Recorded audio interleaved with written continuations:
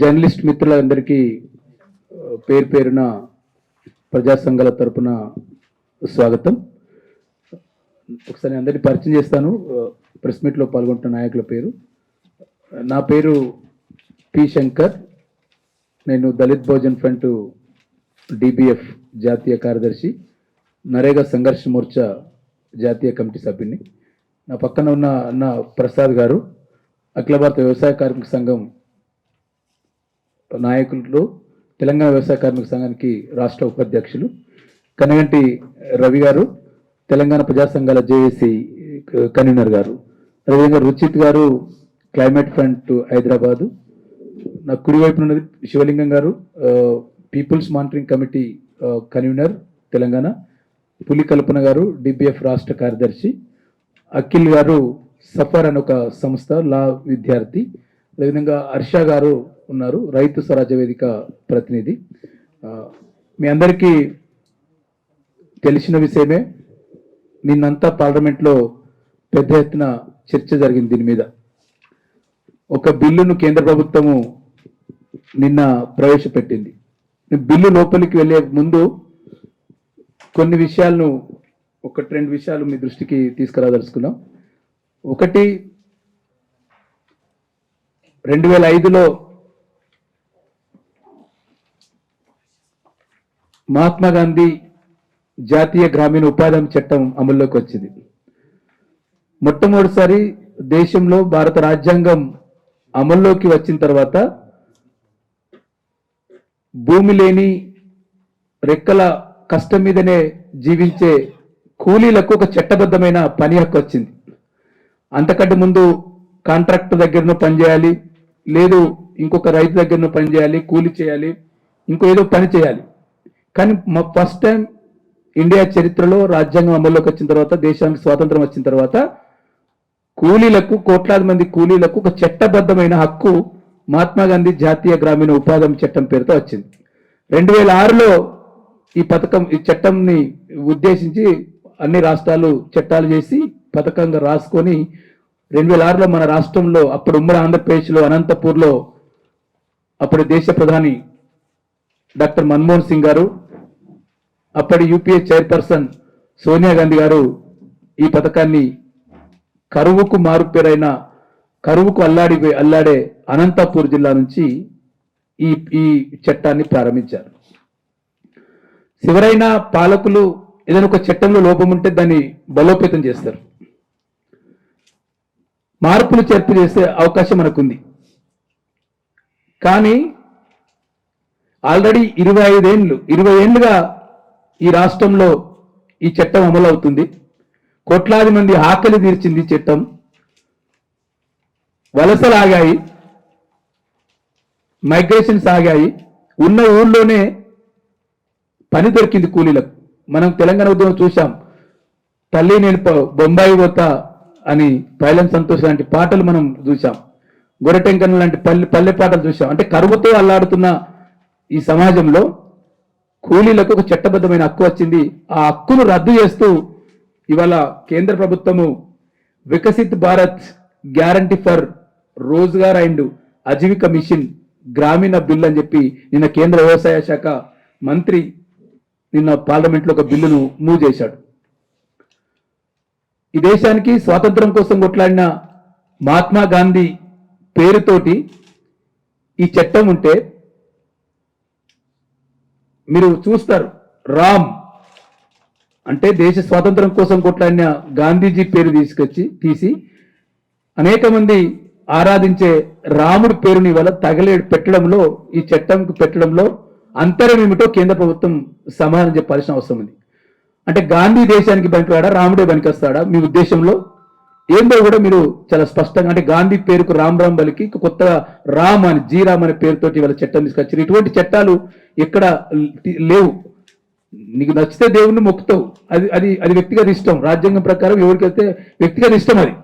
కానీ రాముడిని కూడా పార్లమెంట్లో తీసుకొచ్చి, చట్టం తీసుకొచ్చి, ఒక దేశ స్వాతంత్రం కోసం ఒక మహనీయునికి, ఒక ఆరాధించే దైవానికి మధ్య వల్ల విద్వేషాన్ని రెచ్చగొట్టే విధంగా ఈ బిల్లు ఉందనేది మేము భావిస్తా ఉన్నాం. రెండోది, ఈ చట్టము చాలా స్పష్టంగా మనకి ఏం చెప్తుంది, ఈ చట్టంలో రాజీలేని అంశాలు ఉన్నాయి. ఈ చట్టం కింద కనుక జాబ్ కార్డు తీసుకుంటే, ఉపాధి కార్డు తీసుకుంటే ప్రతి సంవత్సరం 100 రోజుల పని దినాలు ఖచ్చితంగా కల్పించాలి అని చెప్పి చట్టం చెప్తుంది.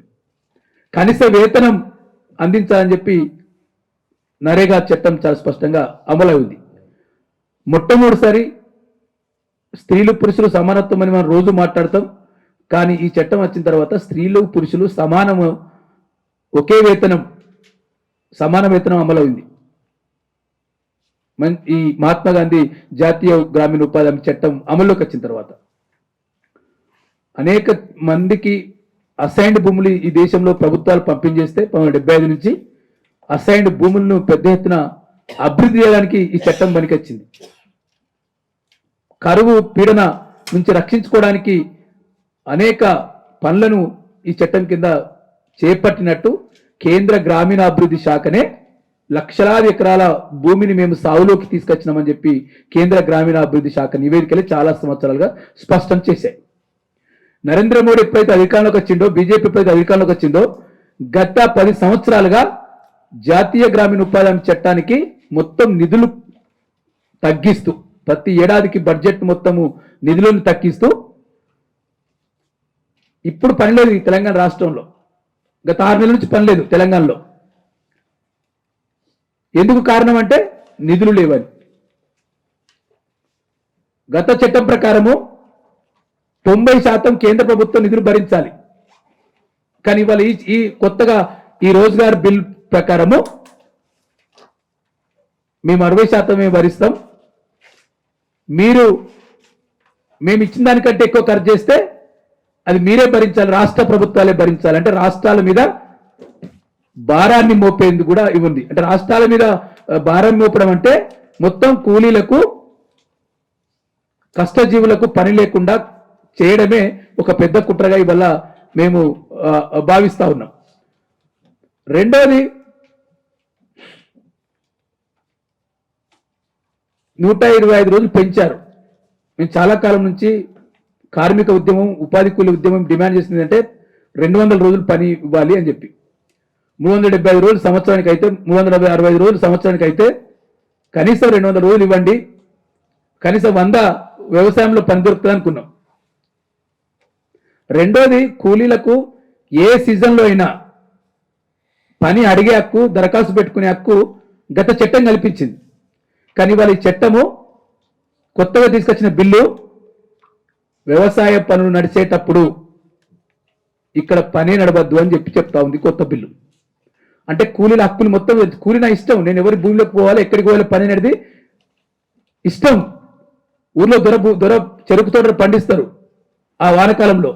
ఆ దొర భూమిలోకి నేను పోవడం ఇష్టం లేదు, నాకు బానిసత్వం ఇష్టం లేదు కూలికి, నేను ఉపాధి పోతా అని చెప్పి అనేక మంది కూలీలు పోయారు. ఇక్కడ బాను ఉన్నాడు జర్నలిస్టు, అలా మండలంలో జంగపల్లి ఒక గ్రామం ఉంటుంది.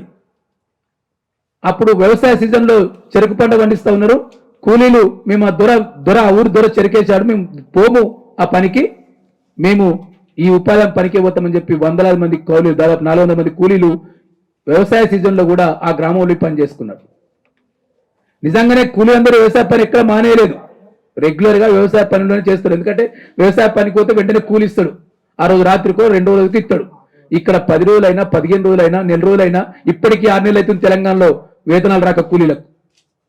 పని లేక చేసిన పనికి 3 నెలల పని దినాలకు వేతనాలు రాక ఇప్పటికైతున్న పరిస్థితి ఉన్న పరిస్థితి ఉంది.